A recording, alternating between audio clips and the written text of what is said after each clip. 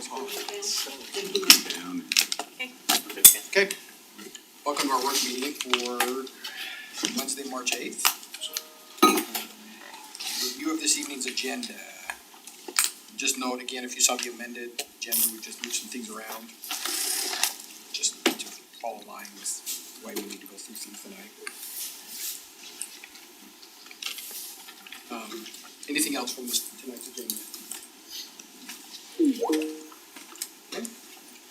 Future agenda items, the one I've got, there is the 5th, we've got a 5th Wednesday coming up on the 29th, but we're being told it's spring break, so we need to know if people are gonna be here, we need to see if we're gonna have a quorum. Most of the planning commission is not. We are not gonna have a try to quorum. not be here. After everything, I just tell the general manager. No, We this don't this hire week. I have water. Sounds like So probably a no from you then. I've got sewer that week, I'll be in town, but I'm gonna find a way to go to St. George or something. So are we hearing a no then? Well, none, the planning. And you don't have a Planning planning commission's commission not quorum there, not. So can we just, anything pressing? what was the The agenda Open topics? Public again? Meetings Act training. It's just our standard meeting, but we can do the open public meetings at At a regular a meeting. planning commission meeting and For at the a sake council. of meeting. Okay, well, let's just cancel that. I have a couple of questions about future agenda items, Okay. if I might take a minute. Event staff has been working on town days and is questioning whether the council, last year when we came to council about beer sales at Rodeo and Moto X, we said we just wanted it for those events last year just to test the waters and see how it went. Is the council open to looking at that for town days, or do you wanna keep that element out of town days? It would just be certain areas and certain events within the week. What do you think? Well, we didn't have any problems at the rodeo or at Moto X It's at kind any of point. different. I don't know where we would have them, yeah. So we're looking at shuffling some things around, moving the car show down to the baseball parking lot on Thursday night and having a beer garden there at the car show. So it's further removed from the carnival and the events that are at the top. Yeah. And they're gonna be required to. I'm prepared to give her a really strong depends. If we don't have a garden, it takes a lot more people. Cause you have to hit the exits. We have to speed the exits. I would say- Probably would be doable there. I would say if it's garden and it's at certain, like those locations, so like it depends, kind of what's the deal. Well, I like the idea, if you do it, if you're moving the car show, that would make sense. And if it's at the lower level, right, they have to go all the way down there, you're not gonna have the kids and all that stuff. Yeah, definitely no on family night, but if it's with an event like the car show and certain time parameters, way before 10 o'clock shut off, all those things I would be. We'll look at some of that and we'll bring back something more specific. Just as Definitely not a we're- Friday or Saturday We're night. definitely moving things around quite a I'd just be bit. concerned, cause I know, just my experience with town days, after a certain time, like 8, 9-ish, there's an element that comes in from outside of crowd our shifts, city. yeah. It's a different group, and I don't know that I'd want alcohol introduced into that environment, so. But that's not a no, that's just maybe not there. Okay, we'll look at it and bring something definitive back to them. And then Jesse Edgel is Yeah. coming for recognition on March 22nd. Sweet, thank you. I could save that for the next one, but never mind. That's fine. Good segue. We'll also have surplus vehicles coming to you for approval. I need to meet with Justin and Lonnie next week to put together a plan, but we already have the list, it's ready to go. It's just basically getting the auctioneer online and setting up all of those parameters, so that will be coming to you also in future, Okay. or a future meeting. And speaking of future, we were talking before, we kind of need to switch a little bit of our policy, how we do future recognitions. Originally, we hadn't asked staff to do it, but then when Tammy was here, she had kind of wanted to take that on, but now staff's saying that's a lot. So if we're gonna we need to take on The initiative. the reaching out to our, if we wanna highlight them, we need to reach out to them again. Whether it's the coach highlight what they're doing, so that way it's not, we don't wanna add that to staff. So just a note, so if we do that. So if you wanna write up something for Jesse and take the time to recognize him next week. I got it. I'll call his wife, she might say something. So I was curious about when we'll see the ordinance on the snow removal, sidewalk snow removal, and then also, I talked about ADUs, I know there was some legislation and stuff that happened. When are we gonna talk about those? And then to follow up with that, where's like a tracking? Cause I hate bringing stuff up and then once I say it here, then I forget about it and then I'm like 6 months and I go, oh, I forgot about that. We just reinstituted some, what we call a forecast agenda, so that's where we'll get one. Okay. Cause then I won't nag you about it every time, cause I'll know. Wait, and you had brought up short-term rentals as well, and we were Yeah, waiting that's on what I meant, yeah, on that, so. on the legislation, yeah. I think that, I know the snow, 22nd. at least that discussion will come up on the 22nd in a work meeting for you, you can start talking about that. I don't know if we talked about, doing a briefing there and then talking, I'd also like to talk about our lobbyists and how we use them and Yeah. the value, if we, what we see there, how we wanna do that in Yeah, the the future. federal lobbies especially, cause I think that's a pretty big price chunk too. Yeah, we'll talk about all of them. And I don't know about any kind of legislative review. We're gonna do that on the 22nd as well. So Sherry, I'm actually giving a presentation on short-term rentals at the Utah Land Use Institute in a month. And my co-presenter is giving it on ADUs, so I can give a presentation on short-term rentals and ADUs. That's gonna be very similar to what we're giving down there. That's awesome. I just, obviously we wanna be in harmony with whatever the new legislation is and then also be considerate of property rights. Okay. Okay. 1.3, kind of segue in, council discussion of future citizen recognitions, anybody? What was the one I sent you? So I won't forget. No, I sent it to Teddy, just okay, first text. Oh, there's a young man at Oak Leaf. Oh, yeah.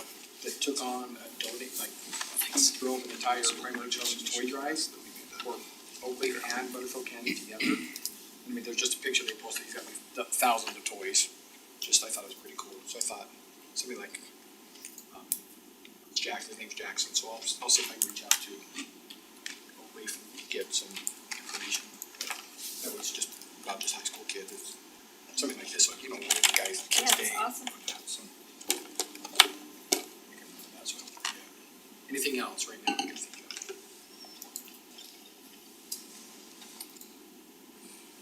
Okay.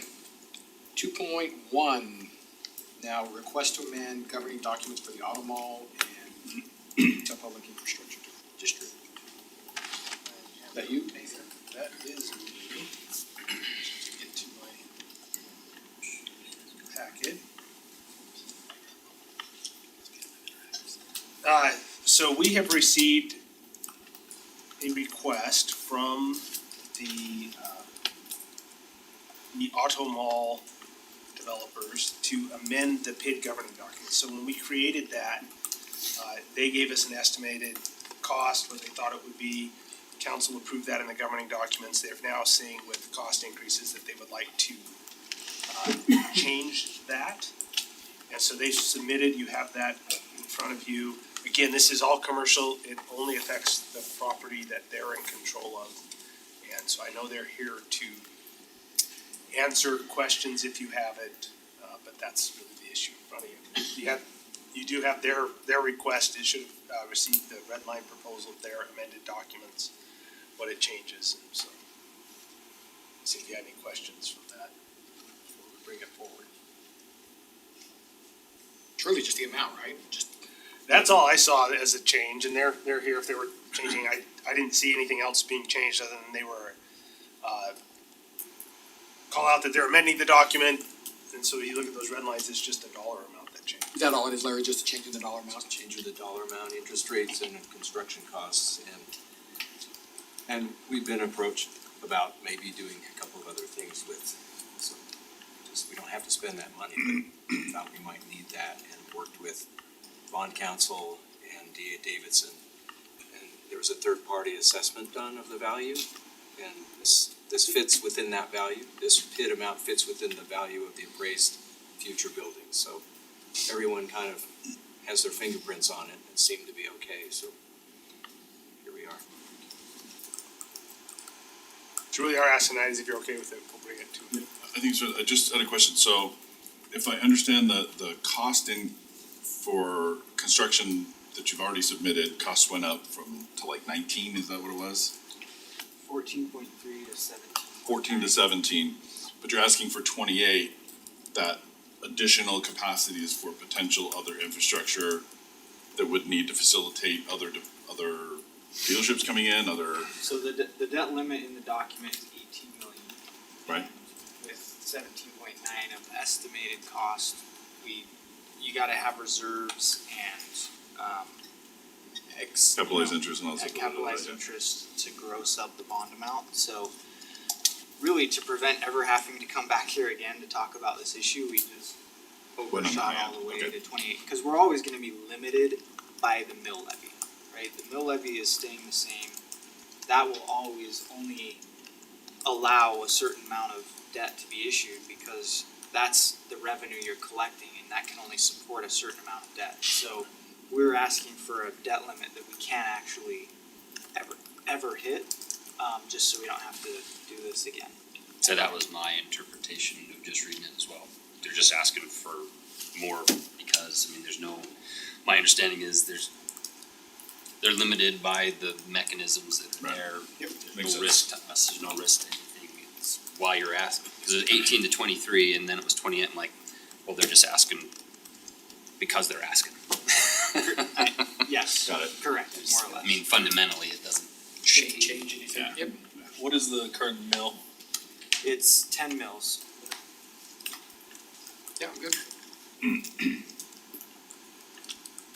Okay. Good? Everybody good? Teddy, you good? Sherry, you good? Yeah. Okay. Okay. That was easy. Okay, 2.2. I'm doing this one won't be as easy. Secondary water report. We'll manage. Okay. That spreadsheet. Yeah, so as we're waiting for Jonathan to pull up here, as you read in the report, it's basically just giving a general overview of our secondary irrigation system as it has been in the past and where we are currently. And then provide some information on some of the projects we've done to supply water to areas that previously had dry pipes. There we go. Thanks, you guys. So just in general, in 2004, it was council adopted for the installation of secondary in all new development.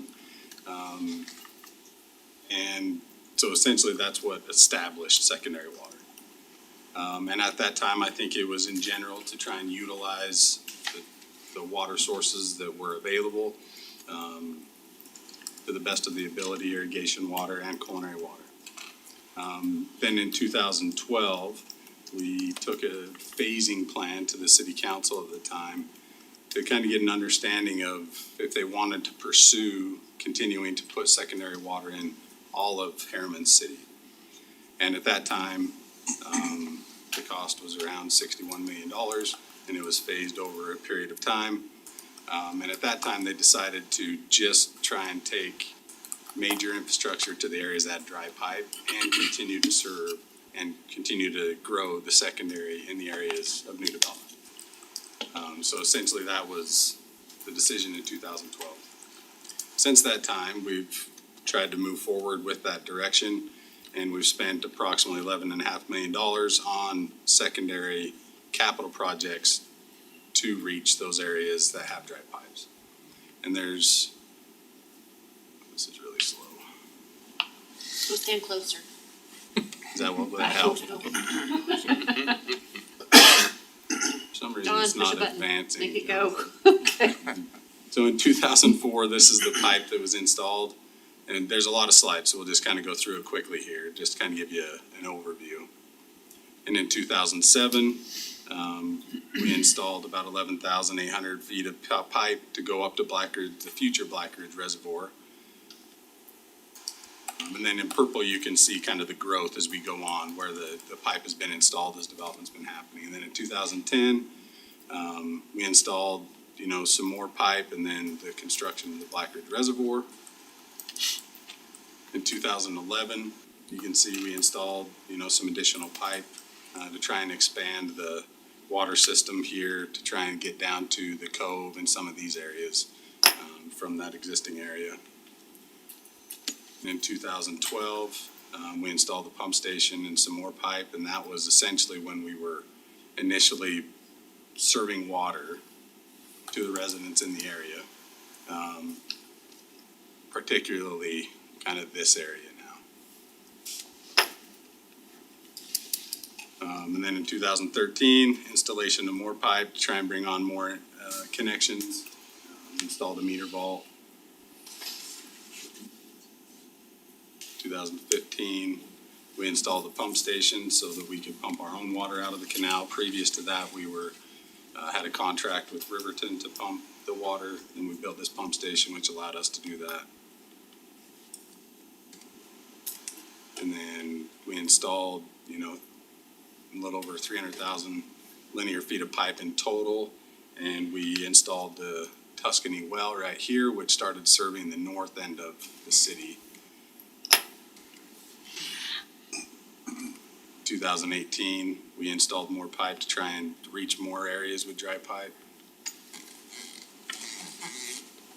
And then in 2021, getting ahead of the Juniper trailhead and all of the infrastructure that would go in there, we installed the needed pipes prior to that. And then currently today, we have a total of 482,000 linear feet of pipe that's installed. So here's the general information, and so as you can see, we have a total of just under 4,500 total connections. Of those 4,500, we have 2,600 or so connections with access, and of those connections with access, there's about 59 or 60% of those connections actually have water, and there are meters, and there's 950 with access with no meters. Now, obviously, we understand there's likely, of those 950, there's probably people using it. They just haven't, called to get a meter. We do audit that every year or two, go through and try and look at those connections. And so currently, there's around 1,800 connections that currently don't have access. And so that's kind of depicted with the lighter shaded purple pipe. So all the dark pipe currently has access, and all the lighter purple pipe, those connections don't have access.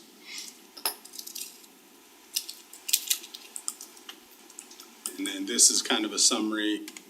The yellow and green areas are those areas currently without access to secondary water.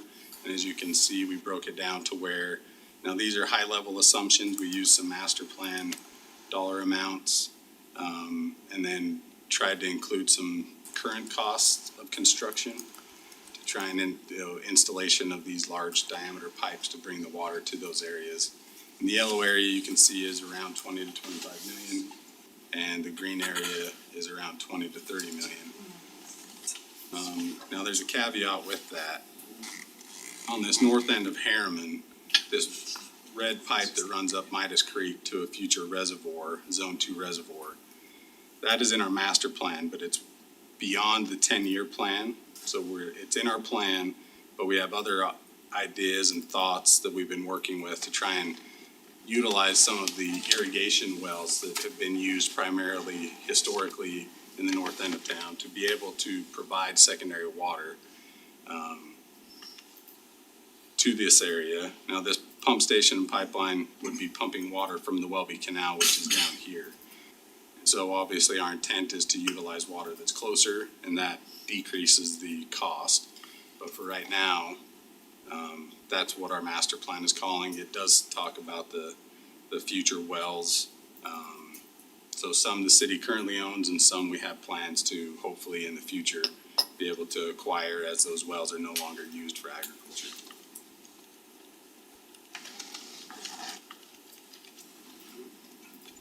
Went to sleep on me again, Jonathan. We all did.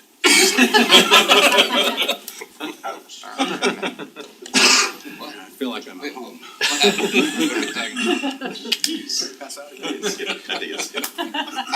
All right, so the pros. We should keep the AED up here. This is getting off track. So the pros is obviously utilize water sources that otherwise are not being able to be utilized for culinary water. It offsets the demands of the culinary system. And then obviously utilize the existing infrastructure that's currently in the ground. Obviously the cons, significant cost, and then obviously we have ongoing maintenance of a secondary irrigation system. Some of the alternatives is, maintain the existing secondary water system as it is. And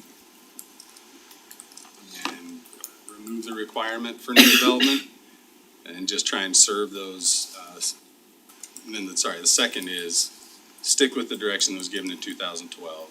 Try and provide water to those areas with dry pipe.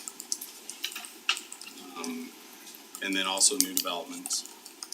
And then obviously the third, and these are just some options, there's obviously plenty of other options, but these are just the ones that we had kind of brought up that made the most sense.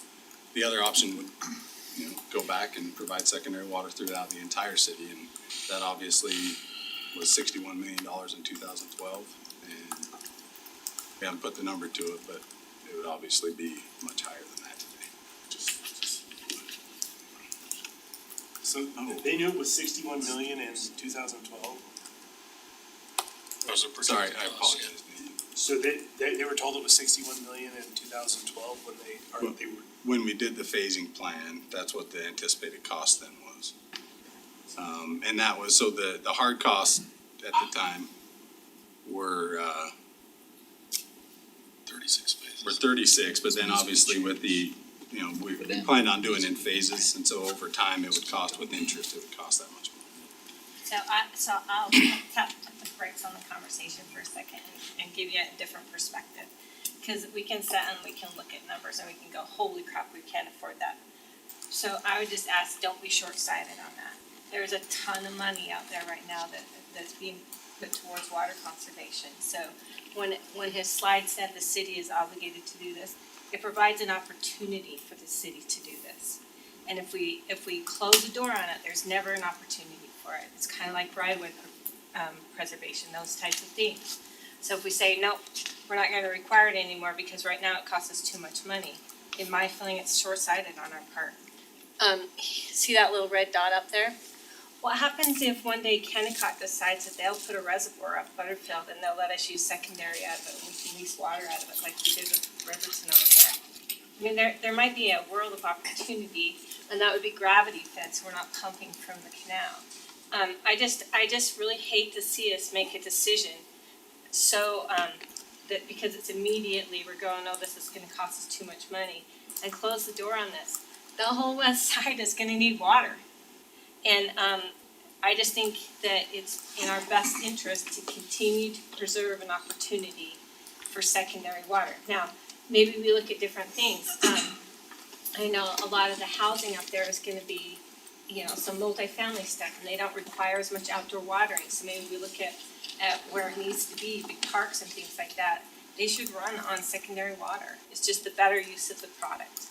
But if we close the door on it because we're looking at a big dollar sign, I just think it's short-sighted. We can't just go, oh, the city doesn't have that kind of money. That's true. But is that, we just got, how many, $15 million to do some road over here the other day that we were planning on, right? So I'm just saying, I see constantly, especially in the west, there's gonna continue to be a huge focus on conservation because there has to be. We're growing faster than our water. And so I just think we let off by adopting the conservation standards as Harriman. So in my mind, it makes me feel like we're going backwards if now we say, we just can't afford our secondary system anymore, so we're not gonna require it anymore. So that's my Can I ask you a spiel question? for the water Is there data that shows, water, even metered water use of secondary water, cause I know if it's unmetered, that's a different discussion, but let's say where there's metered secondary water use, that is less water use per user or something, This so is kind of my question. cause I'm wondering, cause the reason I ask this is intuitively, it seems like if water's more expensive, they're going to use it less. So providing less expensive water increases the use of water. Does that make sense? I'm wondering what the But we data meet- says. So Harriman has metered their secondary water since day one. Okay. And Riverton has not. They're going through and installing meters now, right? And that was actually, in legislation a few years ago, that it's required that all new secondary connections are metered. And they're providing funding to go back and retrofit existing connections that don't have meters with meters. So the answer to the question is unmetered water, yes, there's water abuse. We've seen in conversations with Riverton, we talk about how much water we go through, our daily demand. And they're like, I don't even understand how you're doing it. And it's because we've metered, right? And we have our meter, we have conservation tiers on secondary water, just like culinary water. So we do, and that was on the spreadsheet that was sent out to you. We broke down what people are, we have conservation tiers, and we are using far less water than others that are unmetered. And I would just guess, right? What I'm curious is that, let's say a 1 acre residential property, let's just take a quarter acre lot, right? Quarter acre lot that has only culinary water versus a quarter acre lot that has culinary plus metered secondary water. Is there any difference in water usage? So there would be slightly higher, as we've seen, but overall, we've seen a reduction with conservation, so. Yeah, But overall, I still don't know do the conservation percentage, effort. but just based on the numbers I've seen, I would say that it's a slight uptick with secondary water. Okay, and But- that was my question, is that Because of the cost or because of the availability or what? I would say because of the cost, it's a little bit cheaper. Yeah. And it's not drastically cheaper, it's 15 to 20% cheaper on average Yeah. annually, so it's not a lot cheaper. And some of that can be driven with a good education too, I mean, a continued conservation thing that regardless if you use secondary or if you use culinary, you're still using water, Right. right? But the process is much less expensive as far as treating the water and things like that, and you can use different sources much easier. If you have to treat Utah Lake water, it's very expensive for us to have to treat that, versus if you water with it, it's functional much better that way. So, I think some of that again can be driven, and you can do it with rates too on secondary, you can tier it the same, and you do. But if you felt like our our secondaries being abused, we can relook at the rates and say we're gonna tag the same type of thing on, the rate and those tiers on it too. I think it can be driven by that, but those are my concerns with doing away with that. I understand the price tag on it, I read the numbers. The only other thing to remember is that you have to analyze water in more than just numbers, because it's a finite resource, and this is beautiful, but it's been a rarity. So my question is the same vein as Steve's is, I think everybody, I'm pretty pragmatic when it comes to the numbers. First thing I look at is, what in the hell are we doing? Right? There's no way, forever, just the money. But then set that aside, water, finite resource. If the issue is overall water use, regardless of the source, conservation is conservation, whether it's culinary or secondary. It's the same, it applies universally to the two, right? So if we've applied the conservation standards, it doesn't matter if they're a culinary connection or secondary. It makes no difference to the conservation, right? Well, it depends on where you're gonna get your water, because if you're gonna buy all your water from Jordan That's the Valley. next part, right? So just the amount of water that we have to use, it's the same overall. The conservation standards apply universally, it doesn't matter where it came from. So then, to me, the next part of it is, because there's the argument that if it's secondary, people use more water, right? But if conservation is conservation, then the pragmatist in me takes over and says, okay, where are the sources? The problem that I have with water across the West Bench, there's no water sources. right? I mean, we're replacing dry farms, no irrigation, no wells. I mean, the wells we have are few and far between. Same thing across the West Bench. I mean, my first introduction to Utah Valley was, yeah, we really don't have those sources. Kennecott has some, but they're required to do their reverse osmosis and stuff and keep it. So whatever they do there, there's no running streams that are gonna be dammed and create reservoirs out here. Whatever, all the plans that I've seen anyway, correct me if I'm wrong, anybody, for any reservoirs is pumping water, that water up from canals in Utah Lake, et cetera, to then use gravity feed down. How, to me, the only difference between that and the culinary water is that the culinary water is treated in between. Right? I mean, the water is the water. So it's cost of treating it.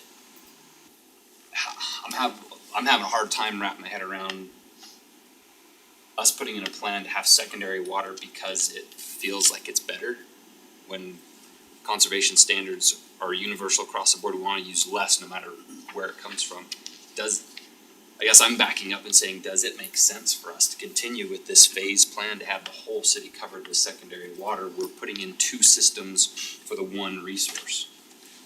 Especially with all the new growth, if they're gonna have the conservation requirements, regardless of the source, that doesn't make sense to use secondary water. Is it just cause we feel like it's better to use?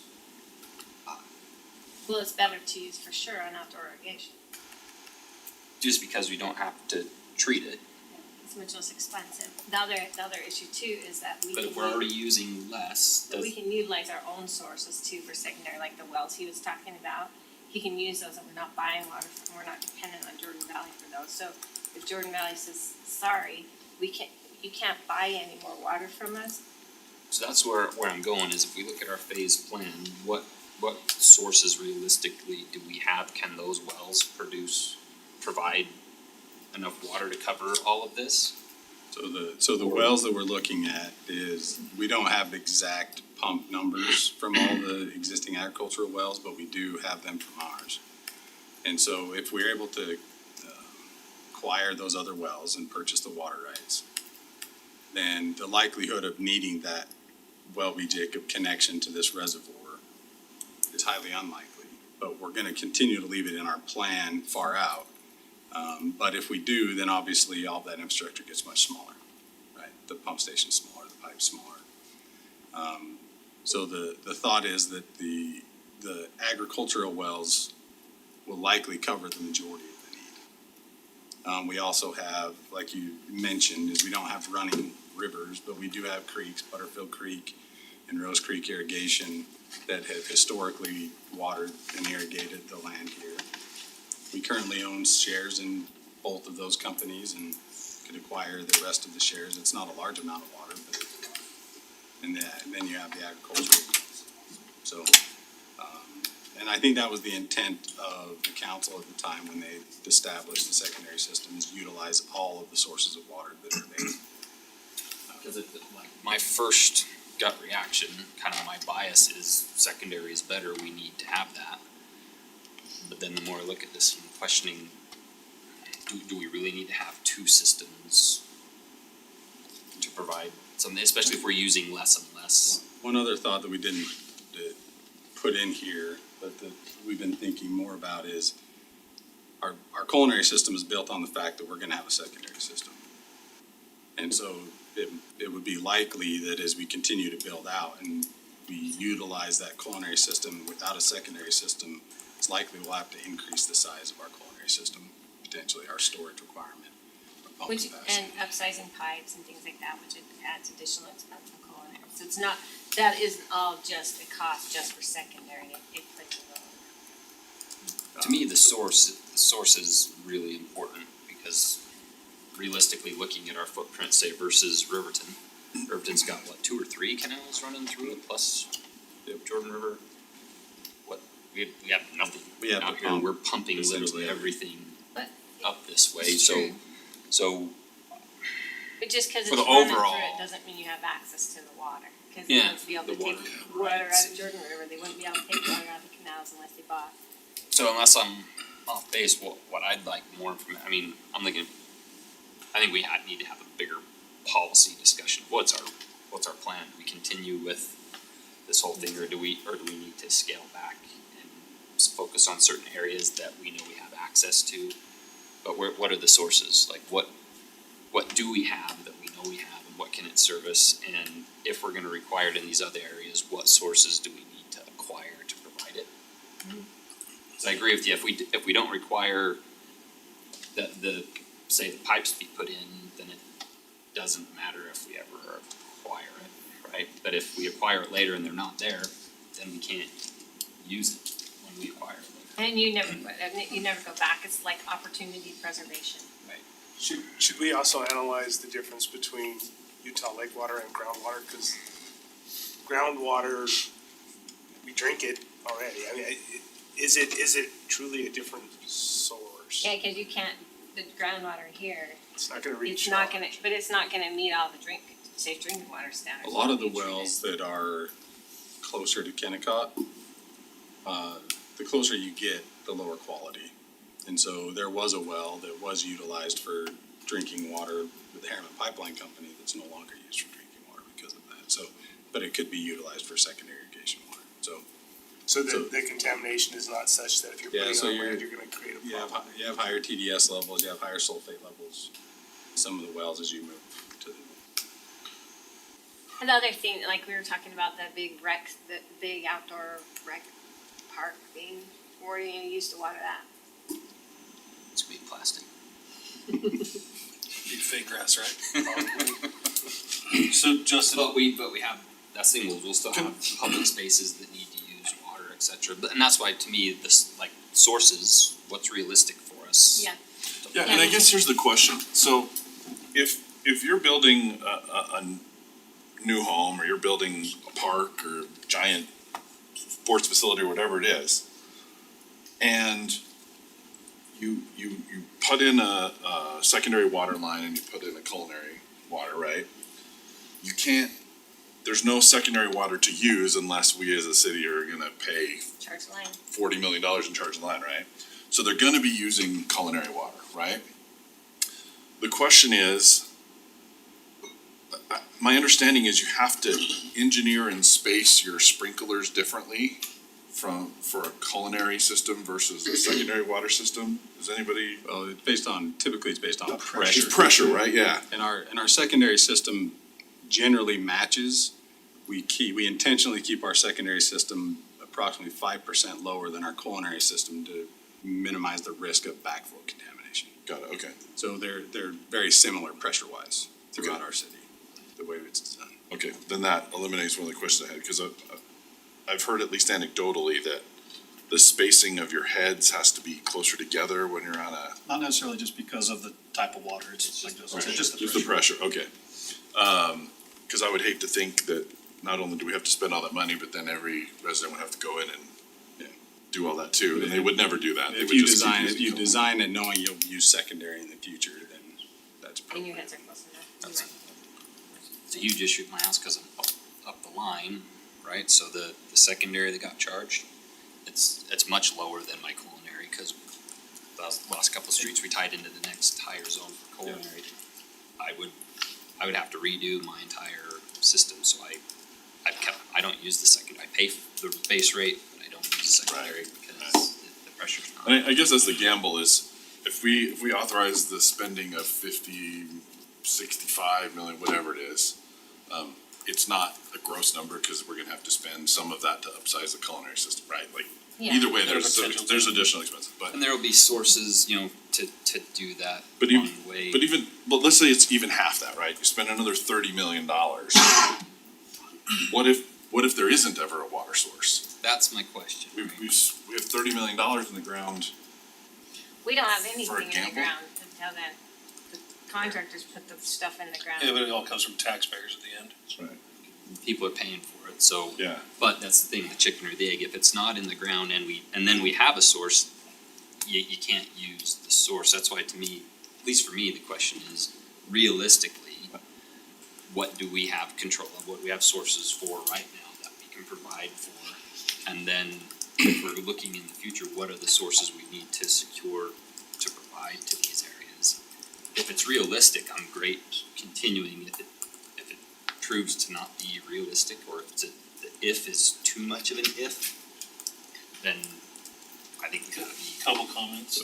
So we got a 36-year plan from 2012 to be done. 100%, is that what they're thinking? 36 phases? So it was 36 phases at the time. Yeah. The first 10 phases were essentially kind of what we've been working towards now, is to make all the dry pipes wet. So that was essentially the first 10 phases. So in 10 years, we've got 60% of the pipes wet.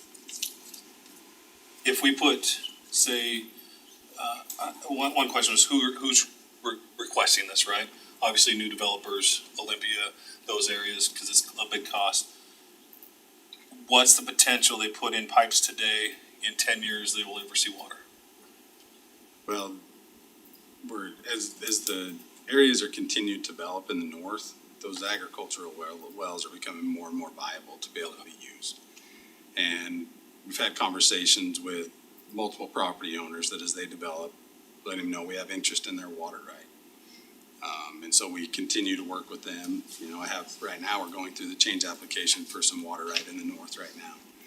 And they have an existing well, and we're gonna have some type of agreement that says that we have the first right to be able to purchase that well when they're done utilizing it. So the likelihood of some of those areas, I mean, you have, Heritage and Lafayette and some of these that are running off of Tuscany and the Stillman well right now. So if we get another source of water, then obviously we can grow that.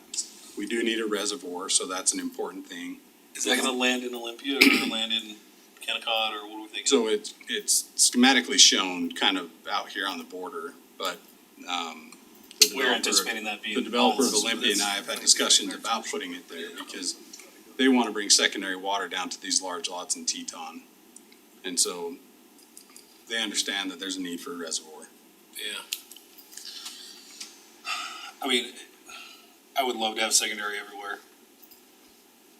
But again, it comes to the dollar and cents, what makes sense up front. Yeah, I get it.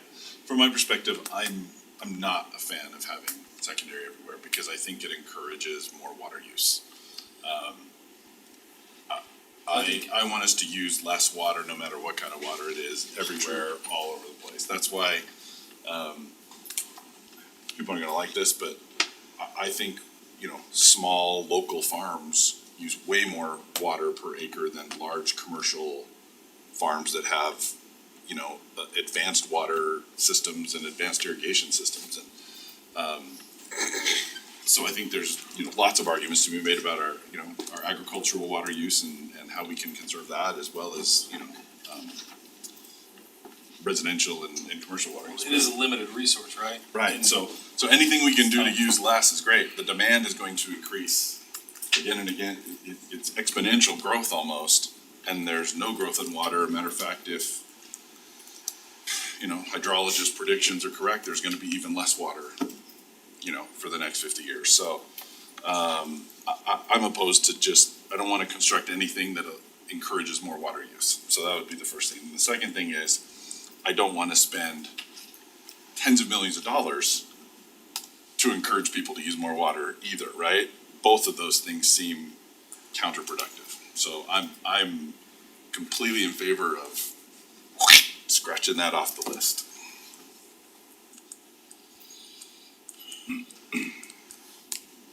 How do our parks handle secondary water? Cause when I had secondary water in Riverton, I hated it on my grass. So they brought in weeds and Brought in- other I stuff. love parks. And they're actually good plants, just saying. Yeah. They're native We try to to use it our- everywhere that we can. Some of our systems struggle with it, with the finer heads and nozzles that we're using. Sometimes they'll plug up and we'll have issues with it, but, we're trying to put in filters to kind of mitigate that so we can utilize it everywhere possible. Obviously, we're a big impact on their tanks in the summertime. So anywhere that we can, not be using culinary water, Justin and Luke really appreciate that. So, yeah, we try and use it anywhere we can. All our parks that we're designing right now, we're asking them to design it with the option of secondary, to have a swing line that we can switch back and forth. designing it such So we're that. double installing lines in our To an extent, obviously not the lateral lines, but up and up to. Just up to it. It gives us an Right, yeah. option to switch back and forth, you know. I have one in my yard is like that, I can switch back and forth. Say we have an algae bloom and our secondary water gets shut off, then we need to supply our trees with water. We've got the option to switch it over to, so it gives us that option.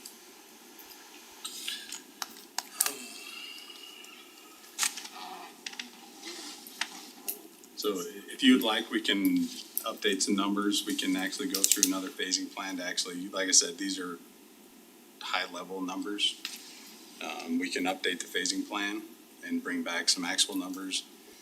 To get as far as we've got right now, to make dry pipes wet, we've been very creative, and spent very little money, really, in the grand scheme of things, to bring these, 2,000 water connections on with water. So, I mean, there's definitely options to be creative and look at ways to be able to bring water at as low a cost as we can. Let me amend my previous comment then. If the costs are the same, then I'm agnostic. One, if it's metered, I still don't. Well, the Yeah, cost the won't be, people to the cost use won't be more. the same, cause you're running culinary and secondary pipes regardless right now. Depends on the Until that size of zone. capacities though, I mean, if you have to have this big inch of pipe to deliver water, and you do a smaller one for culinary and a smaller one for. The pipe size would change, but, well, I no, just because don't you wanna have to spend something plan. that's gonna take us 140 years to break even on. Yeah, well, I mean, it's just. well, we're 10 years in and we're triple the cost of our original price. and there's a couple, to me, key parts. One is our culinary system is built on the assumption that the secondary is there to take pressure off. That to me, that's an issue. Then the next one for me is the sources. If we're gonna do work on a plan, I'm using the word realistic. I wanna be realistic about our expectations. The idea of having it everywhere is great.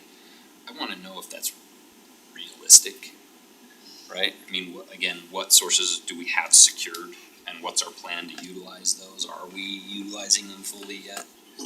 And then as we look at, we kinda know where the city's boundaries are now. It's not a question mark anymore. Yeah. So what are those additional sources that we think that we can obtain, right? And realistically, what can they provide? Looking at the conservation, having secondary, because if it's metered, doesn't mean they're gonna use more, right? It's metered, it's the same thing, it's the same conservation requirements, et cetera. So especially for the new stuff with less open space, say, per unit. I'm not as worried about having secondary water to every townhouse. Yeah. As I am There's certain having it to requirements. the larger, Have to do it. the larger areas, parks and Under stuff. 7,000, Which is, under 10,000. if I'm not mistaken, Their that's agreement what is the that way. agreement is with Olympia, is they Yeah. don't have to Yeah. provide any of that stuff, it's just those Right. larger areas, right? That require it. That sort of thing makes sense, right? If we have those sources and we provide it to the public areas that require more, to me, that makes sense, it's more economical. Does it make sense to spend millions of dollars requiring every connection to have 2 connections? Especially when there's less landscaping on those smaller units, et cetera. To me, it's the realistic part of, I think that's why we wrote the MBA like it was, that the Yeah. smaller things are, their footprint's gonna be Don't need it. minimal, yeah. but the bigger stuff, it still makes sense to have it there, and to me, it's the sources. If we have the sources to provide it at those places, then it makes sense. Yeah, and to I have think it. that I don't envision that it was ever envisioned to have it everywhere, right? It was envisioned to have the new construction, right? Or yeah, anything new from 2012. Yeah. No. So Justin, you brought up a good point. We've got the ability to swing line over to culinary if we have the secondary shut down. What about these other places? Are they gonna have that same opportunity? Say like a big master plan park out in Olympia, or So it'll be based on kind of what they want, I think. So historically, through developments, they have done the swing line connections. And essentially it's to initially, so allow them to utilize culinary utility, water. yep. But then when secondary is online, then they utilize it. The other reason that a lot of homeowners do it, even though they have secondary currently, is a lot of times water's not available to us through the canal until May sometimes, in first week of May, so they like to have it prior to that. Or like this last year, the canals were shut down in September, and so they'll switch it over. Who monitors that, or who lets them know that they have to be on secondary or culinary, or, cause most homeowners, they'd switch it over to culinary and never back to secondary. And that's what I was going back to. That's Well, their bill being part of them one. Yeah, they would be, yeah. And that's the tough part, right? And you've got 900 and some connections that aren't metered yet on secondary, the potential, but Go back to the one with, yeah, right there, right there.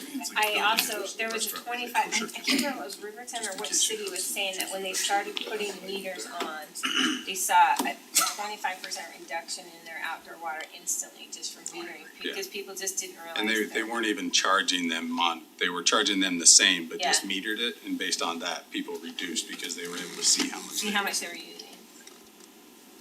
Metering creates better habits, for sure. Yeah.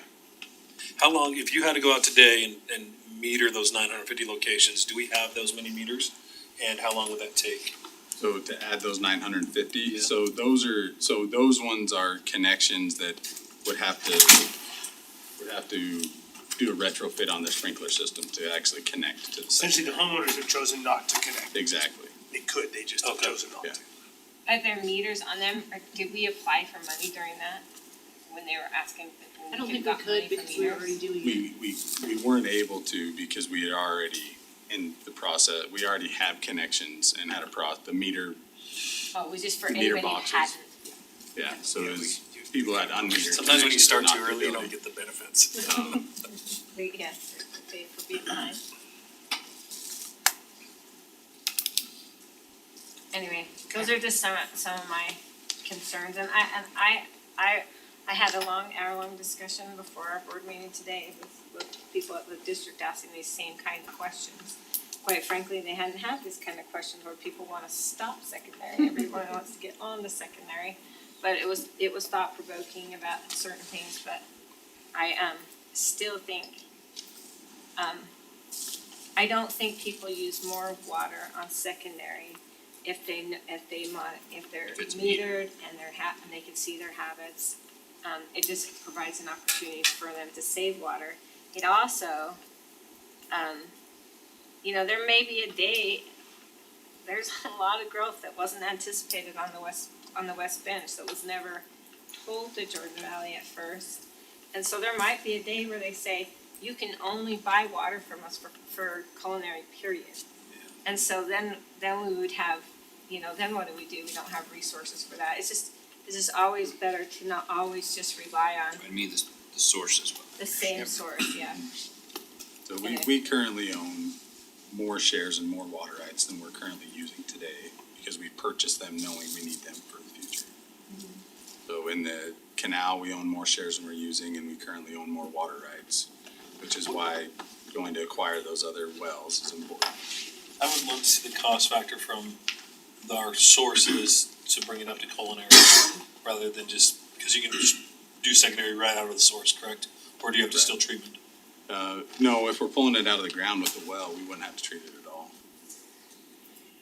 So we're currently doing a study, it's going off topic, but just quick, to treat some of our wells. So we're going through a study right now, and we'll be likely bringing that to you in the next few months. And that'll kind of answer that Essentially, how to question. bring it to drinking, just Drinking water, yeah, to try and bring our wells to drinking water If standard. we have the source, I think we'd be crazy not to have the infrastructure to use it secondary. But if we realistically don't have the source for some of these areas, then I have a hard time saying. Yeah, the source and the quantity of where we can max that out at. I know, that's why I was even asking you exactly about the source that comes out of Butterfield Canyon. I understand it's Kennecott, and I know there's process, there's reverse osmosis, but that's not, I'm just saying that there's always a potential. They're selling land and they're gonna have to start providing water. Kennecott, and you know this, Kennecott had told Jordan Valley as recently as about 10 years ago, don't plan on providing water to any of our land, including everything they're gonna develop here. We'll do it ourselves. Part of what we're seeing with this annexation is, oh no, never mind, we're we are gonna need to buy shares of that. Yeah, What it does to everybody is go further in the mountains, cost us all more money, you're gonna see those tax acts, et cetera. So again, locally, for us, it's all about the secondary source. If we have the source, let's use it, if we don't, then let's be real about it. Okay, so I think we've got, we have kind of good direction where we're, I mean, just what you put together, this is unbelievable. yeah, Yeah, it's great. But I'd still ask this thing, even if there is a source, it would be hard for me to justify that the city spend upwards of $65 million Today's dollars. in today's dollars to use it when it may cost us $5 million and some extra tanks to just use the culinary system. That, it just is, it seems completely antithetical to our desires to use money for infrastructure that's needed. Why would we spend $60 million on water infrastructure when we have roads that need to be fixed? Why would we spend $60 million on Because that when we water's- have $60 million of things we still have to make up for from past agreements, you So know? water's It's- critical infrastructure, even more so than roads are. I'd rather have my toilet flushed and be able to drink than I would if I had my roads paved. So in my mind, water is more critical infrastructure than anything that we do. Culinary for sure, Yeah, secondary is the, But water's secondary water. takes pressure. Yeah. Because as soon as there's not enough culinary water, all of that secondary water is gonna get pumped Shifted into over to treatment culinary. stations, it's gonna turn it back into culinary water. If there's a limited resource, secondary water is never going to stay a secondary water resource forever. We're gonna start using that for culinary water, and it'll just go away. It's not a sustainable process, and I don't wanna spend $65 million for something that won't last. Is you quit Building up. densifying the population. You spread it out across where the resource is. That's, All other subject. I'd be interested too, I think maybe we could, cause to Sherry's point, I would like to see, talking about cost, I think cost is how much is it realistic to look at some funding from other sources? What other sources? Even if it's an allocation from the state, cause like you said, the state is pushing a lot. I mean, if we could get the state to put in $25 million. so that would mean that we're paying for all of it. Yeah, and I'd also That's what like to taxpayers see, are. please, I don't know how much work this is for you too, but obviously that money They're gonna isn't, pay it. it's like when they come and say, hey, we bought all these natural gas vehicles and they cost us a lot less money, but it's like, well, how much did they cost you initially? It costs a lot more to buy it, right?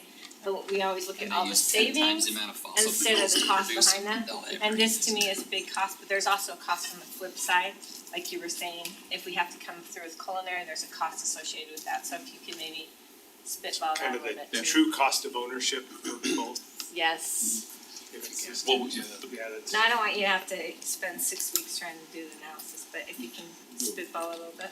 Okay, I think we're, thanks, Justin. yeah, I think let's try to, I think we've all said what we're gonna get to, so. Appreciate your work on that, Justin. You bet. Okay, let's go to 2.3, discussion regarding a proposed amendment to Olympia. I grabbed the clicker. Wish my agenda or my packet was in order. Really just wanted to Sorry, stand up. James. I know, I had to spell fast, it was really bad. Should have. Well, I gotta get He has a calendar. Before we talk about secondary water, let's talk about 3 other items really quick. Need a break. In case you didn't know, there's where Olympia is. We all Still the old man. are very aware, yeah. Still the same old presentation, except Brian with like 2 slides. So, all the same stuff, still the same acreage, still did 1 MBA. My other one has like. So item or something. number 1 I didn't is the read it. special owner consent provision. In the staff report, this just reads that special owner shall not be required to execute any amendment to this MDA that does not affect the school district property. So, the school district approved this in the December 13th, 2022 board meeting, so they're okay with it. They're just waiting for this to get executed. Is there any discussion of that one? It's pretty crystal clear.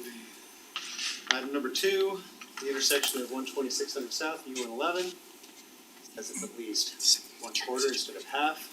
The intersection located within Harriman or the plant community, then they'll develop as follows, and as follows is that the amount of gross leasable commercial area is to be 300,000 square feet. In if it were different, it would only be 30,000 square feet. So Yeah, this is better.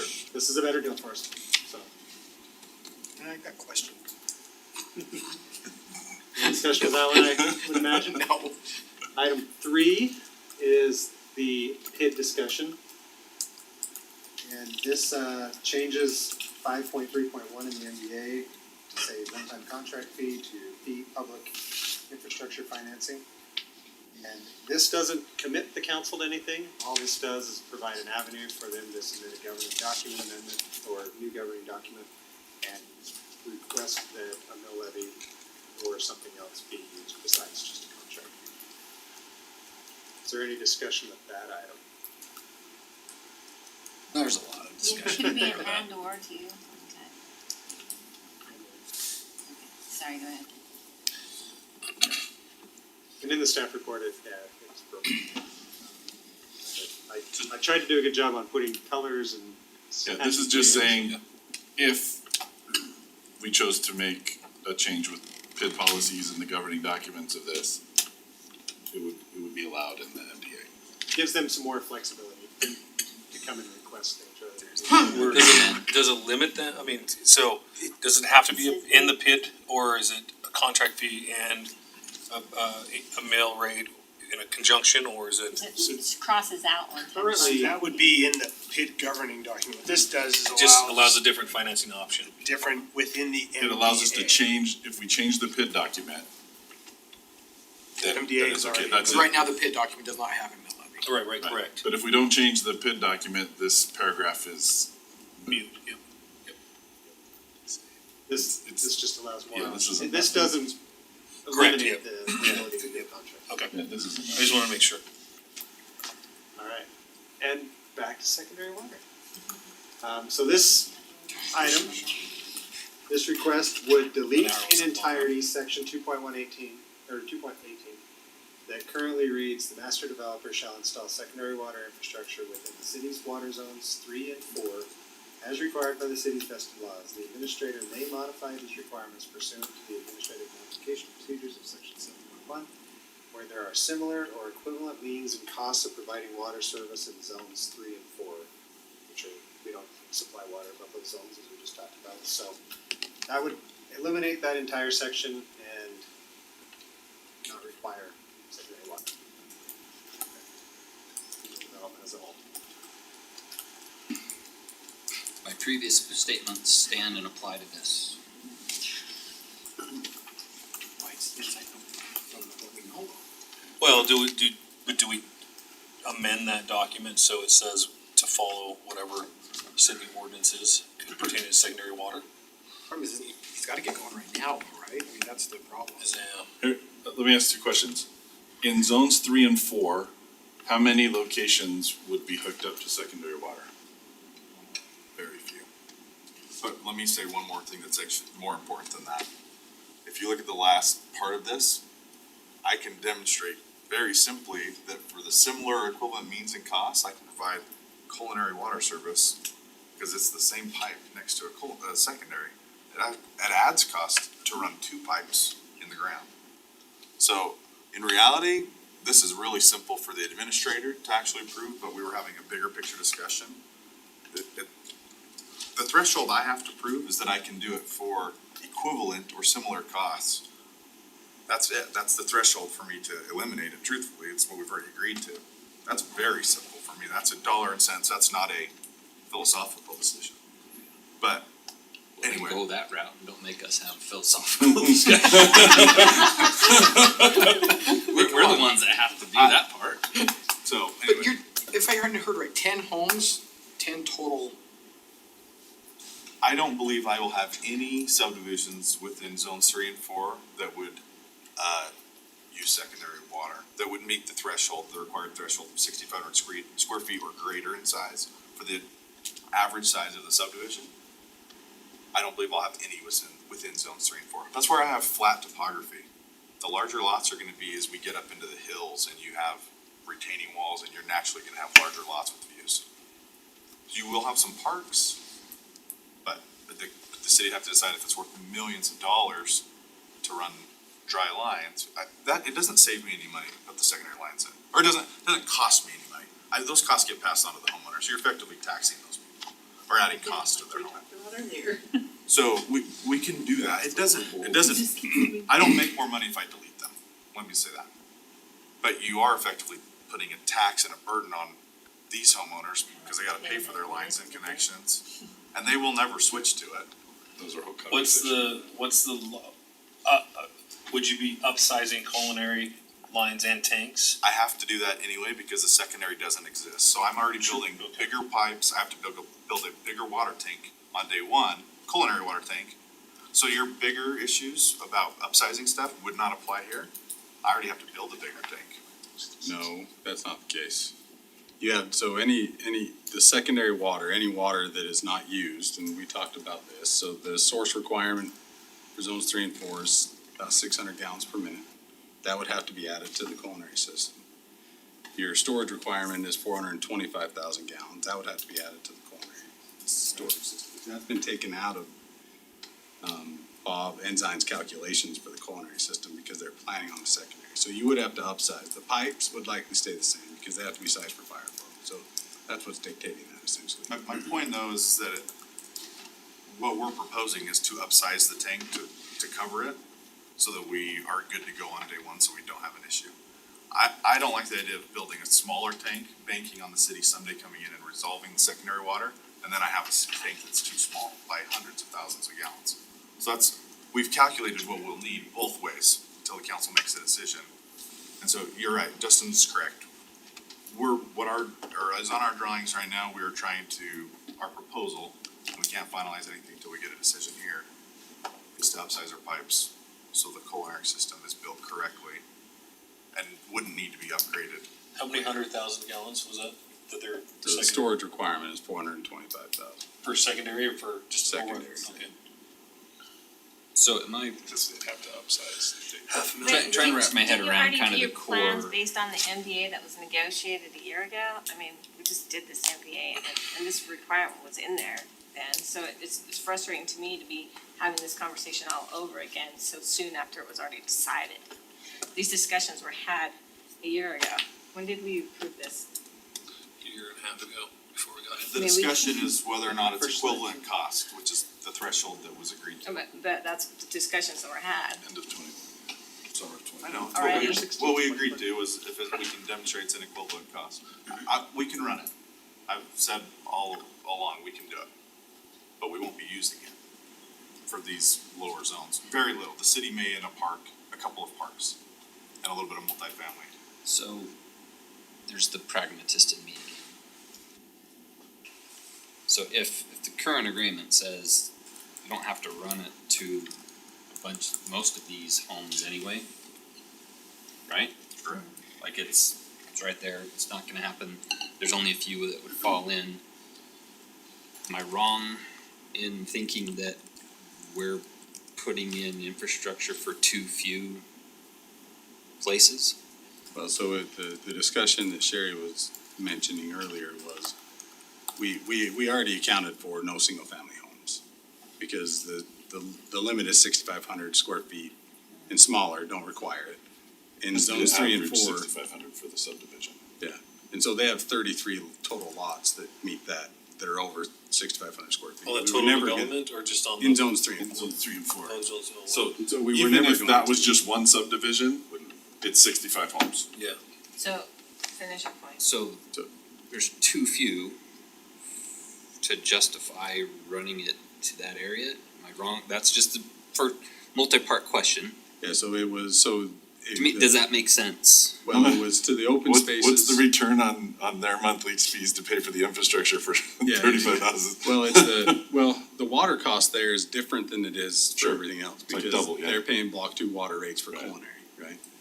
And so there's 301 acre feet based on their calculations that would be used for secondary water, okay? And so if you look at the 301, if you compare it to the culinary costs and the secondary costs, it's going to end up being like $260,000 more a year to serve those open spaces with culinary water than secondary water. Really just. Well, it's the open, It's the going back to my other thing, it's the Multifamily, open spaces that open I'm more spaces, concerned about Mine too, me too. So a Those quarter bigger million per areas. year, we can calculate that out. than I am getting it to those 30 homes. And that's what the numbers that I just read were just for the parks and open space, that wasn't for the 6,500 square foot lots. And who pays to maintain those? The city will, right, once they're. Some of them, not all of them. Not all. Just HOA those parks. two larger parks. For the parks though, yeah, for the. Their HOAs, okay. We're talking K Park and. And again, if you talk about housing affordability, if they're paying culinary water to water their HOA parks, their HOA fees go up too. It's the open spaces that matter to me, not the 33 That's where I'm at homes. too. I'm down to that, so I'm trying to decide the. And So that's what they're proposing essentially, because we've already ruled out any of the 6,500, though, any of the residential single family, just doesn't make sense. But we're The parks and open space, still Mhm. happen. that's what those numbers are, Okay. and that's what the council directed, And that's why that's the a- language is. This is And new money, this and is it's tax not- money, so. And it's not even $60 million, How much? that's it.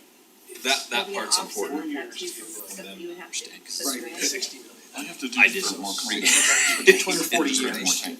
240 years is the Thank you. return. But- So hold on.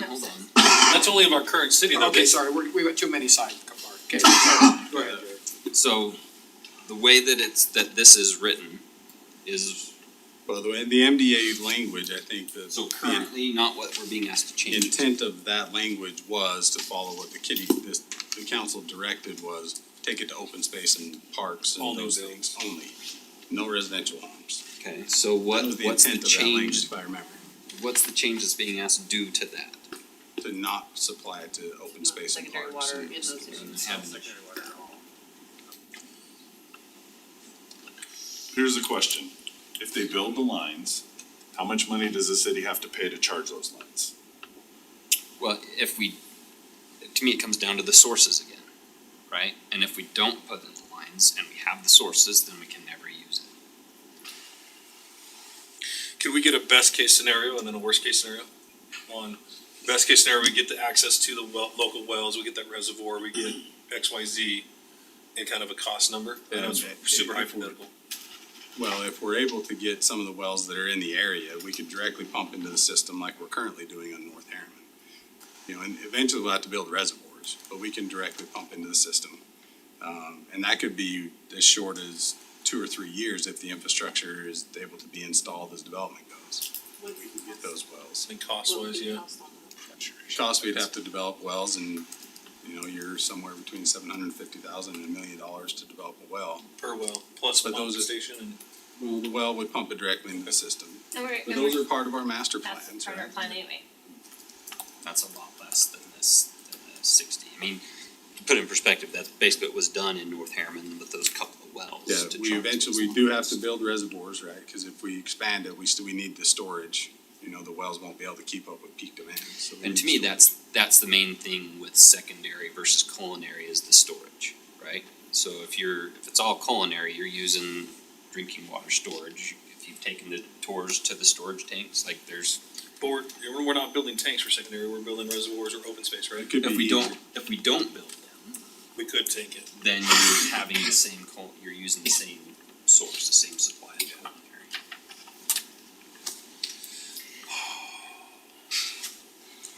I don't wanna make this decision. Is it at all or nothing? For me, that These helps, three that helps for me, cause I things? was I mean, these four things, they get them we're all or talking they about get nothing, is that the deal? homes. That's a good question. Like, and that's where it's like, I don't understand this because to me, the homes don't matter, the agreement doesn't seem to say that they have to, it's the open space that is where it makes sense and matters to use secondary to me. negotiated that way. Yeah, but I guess that's my question is, how much do we have to spend to charge the lines to the open space? If everything goes right, $1 What do we million, say? right? Sourced by zones, Well, not, Maybe, if it's, you know, a couple $1 million, it saves us $250,000 a year, the ROI is 8 years, 10 years, okay, that's not so bad. If we have to spend $50-60 million to charge lines, and it saves us $250,000 a year, the break even is, it's insane, there's no break even, it So doesn't this is my justify point, it. your point too, yes, open space, we're talking 2 open spaces. It's not Two parks. two Well- parks to where, and I'm not Plus saying. the HOA. The HOA, yeah. All the open space. The micro parks. Any of the common spaces, those kinds of things. It was designed to be there. It's not just two parks. But they're also they're following the conservation guidelines. We're Yeah. obligated to. So we have to use way less water anyway. So our parks are going to be the largest consumer of the water because we're going to have all those playing fields. And at that cost of water, the other option is you look at, if you put in artificial turf, But then with Design some it Still that have way. some water. there, yeah. you have some water, but it's not as much. Not $256,000. I don't know. I think that there's And that's some the unanswered cost of artificial questions turf that versus warrant grass. a little bit more With the conversation, ROI a on little those bit are- more that's why data those to these make this decision. Financial analysis parts are a big part of So this. does this request for these four things, is it all four or nothing, or do you wanna go with however many we can get past, or what's the deal on it? That's a great question, cause I'm just First, looking for I think the first direction one's from are the easy, this council one to obviously is more take this to a meeting or change things back and forth. The first three are easy, but until we make a decision on this. Ryan, what's your we can't. deadline and knowing an answer on the secondary? I I know you got It affects subdivisions. all of our engineering, so we're kind of, You're dead in the water until we make a decision. well, we can only get so far, we have red lines, rightly so, from engineering that continue to show up to say, draw in secondary lines, Pretty and plenty. I'm resisting drawing them in until we Water get a fund. decision, so I don't, I'm not that smart to think about that. there's some pass-through lines for zone two that have been requested that I think I'm that smart. would surely make sense if you're gonna keep moving that zone two, that's not us, so. So Those, forget about the huge plan. but anyway. What's the plan for this area? I don't Give think, us that. I'm leaning, just saying where, I know where you're leaning, I struggle requiring it on this because it's just so little, but in my opinion, I'd rather focus on some other residential stuff where we can. That's where I'm kinda leaning right now, but it sounds like we do need a little more. But we're talking these two parks and the small other parks throughout the community, $250,000 a year in elevated water cost.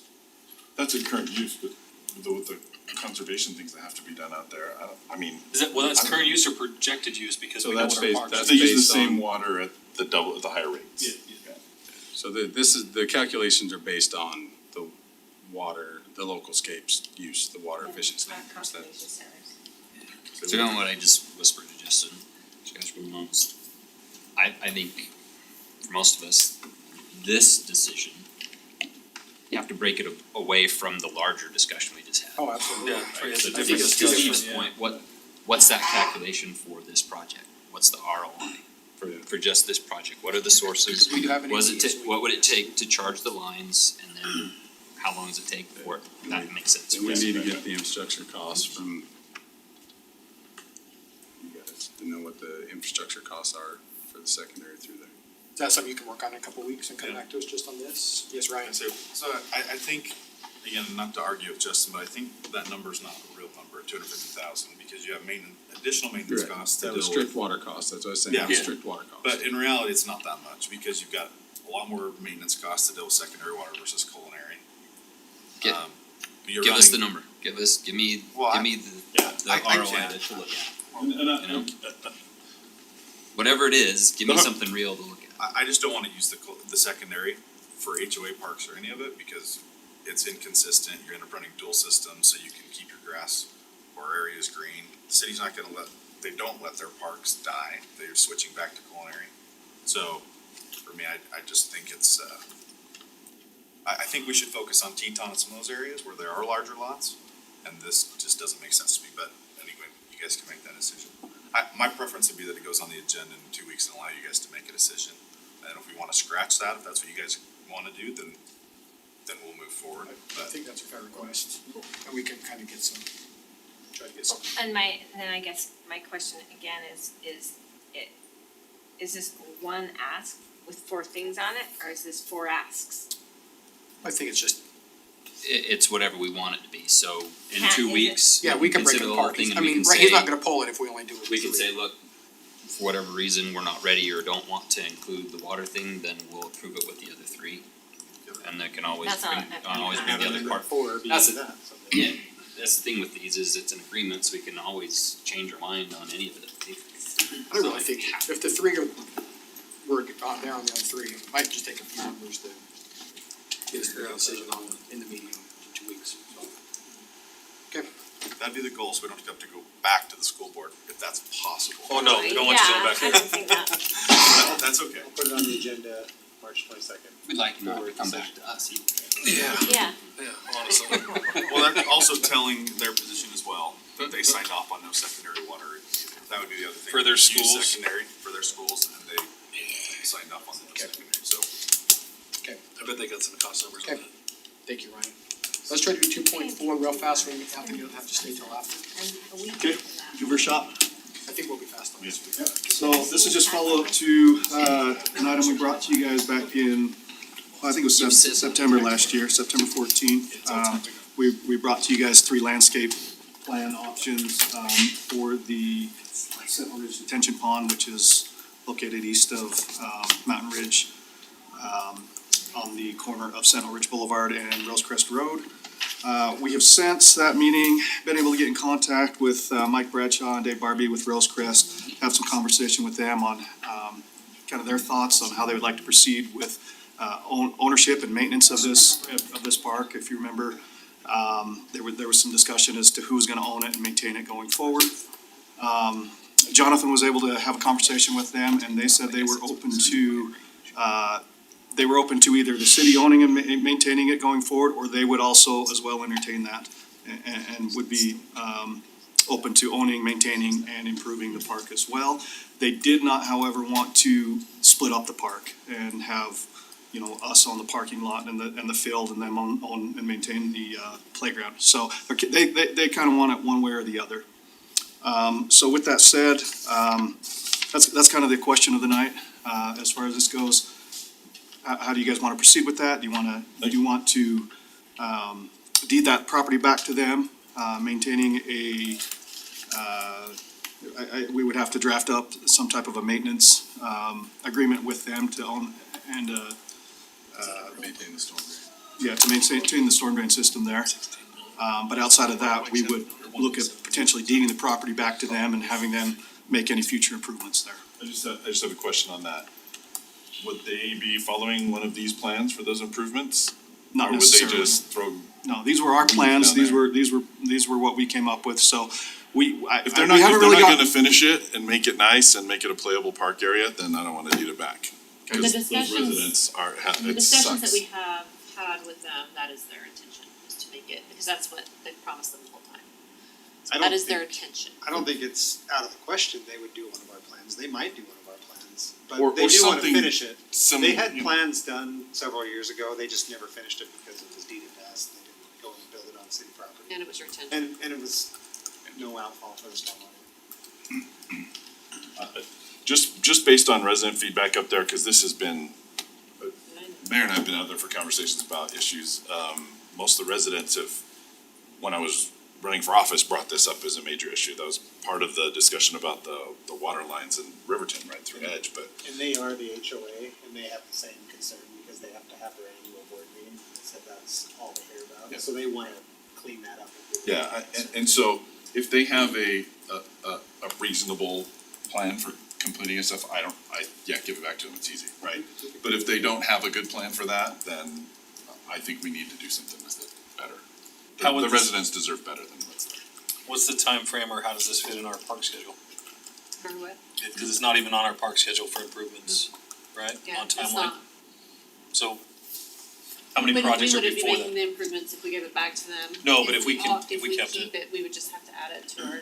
And we're CIP talking and 5 years, it 7 years? depends on you all, and how you Or want to we bump- prioritize or we with bump it. something else. Cause they're maintaining it right now. The other We'd have thing to go is- over maintenance. This, if you wanted to make improvements on this park, it's all capital, Yeah, it's capital, not. Yeah. or general fund, it's not park impact. Yeah. Eligible. Steve makes a good point. Yeah, one point, slated for ARPA at one point. ARPA could fund landscaping of ours. ARPA had $1.5 million. I got the But picture that here. would not, we didn't have to be used for That was supposed to be for conservation. storm drain, although Right. if No, we so go through Pat- and do it this other way, we can use it for whatever, but Yeah. that means the city could use it for whatever. Yeah, So we it could doesn't use it have to be otherwise, each project. correct. We've already got the money for it. Is there a way to have them, I know you can't concretely commit to something, but to Steve's point, for us, for the residents' sake, have some sort of peace of mind that they're gonna follow through? Yeah, my other thought was, what if we submitted a small portion to help with the detention basin, re-landscaping the bottom of it. Cause that's part of our stormwater, right? It's coming out of that ARPA, I mean, that's where it's Yeah. dedicated. Yeah. We already have some- We already approved that. Line item. Can I just add one thought? We just took a project that was also under the ARP, but we just took out to bid, which is the Hamilton Farms Storm Drain Upsize project. Which was also on that list of ARPA projects. Now, if we don't do the improvements to Rosecrest, we could, or to that pond, excuse me, we could actually then utilize those funds to finish that upsize project for Hamilton. How Which did is the another bids one. come in? What's that? Did they come in high? Well, They're reasonable. we had set aside, yeah, they came a little higher than we anticipated, but we would have to pull only 600,000 from the Rosecrest. We were never gonna have enough money to do it all. Yeah. Trying to spread it Yeah, we all just out. try to knock off. Because we already have a plan for this, we've already got money allocated for a plan to make the park nice. And I think the residents would expect us, if we're gonna deed it back to them, to not accept something less than these plans that we've already made. Yeah, but then it's not our well, That's. you cross the can property finish- rights, yeah. You can finish that thought, that's why for me is there something that we can do to have some sort of assurance from them that they're going to finish the park as they promised the residents? To some sort of standard. Yeah, that's And it. then- We can definitely look But at that's that. really all. I have a couple thoughts, but, we can run them internally before we get back to you. Yeah. That, Steve? Easy as the restroom, you're Sorry. good. Who's good? yeah, just, the residents deserve to have something nice Yeah. there. Agreed. And We don't wanna give it back to them and have the yeah, HOA ignore them still. Yeah, if they're gonna commit to doing it, then we give it back to them. Fair enough, we'll continue that conversation with them and see what we can work out. Great, thanks, guys. Thank you. Now you go home. Yeah, thank you, appreciate it. Okay, well, let's look for a motion to temporarily recess and we'll go to, gotta come back for one item. Okay. Motion by Jerry, second by Sherry, all in favor? Alright. Okay,